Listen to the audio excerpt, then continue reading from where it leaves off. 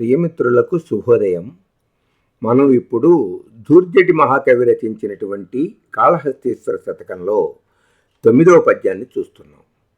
ఆలున్ బిడ్డలు తల్లిదండ్రులు ధనం బంచు మహాబంధనం బేలా నా మెడ కట్టినాడవిక నిన్నే వేళ చింతింతు నిర్మూలంబైన మనంబులో నెగడు దుర్మోహబ్దిలో కుంకి ఈ శీలామాలపు చింత నెట్లుడిపెదో శ్రీకాళహస్తీశ్వరా.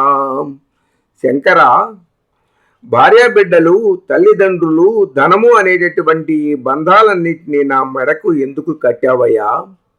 ఇక నేను నిన్ను ఏ విధంగా స్మరించగలను, పూజించగలను, ధ్యానించగలను?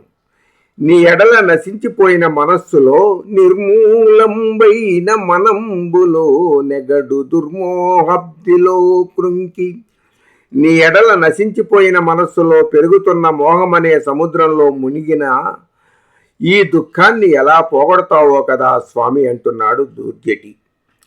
ఆలున్ బిడ్డలు తల్లిదండ్రులు ధనం బంచున్ మహాబంధనం బేలానా మెడ కట్టినాడవిక నిన్నే వేళ చింతింతు నిర్మూలంబైన మనంబులో నెగడు దుర్మోహబ్దిలో కృంకి ఈ శీలామాలపు చింత నెట్టుడిపెదో శ్రీకాళహస్తీశ్వరా.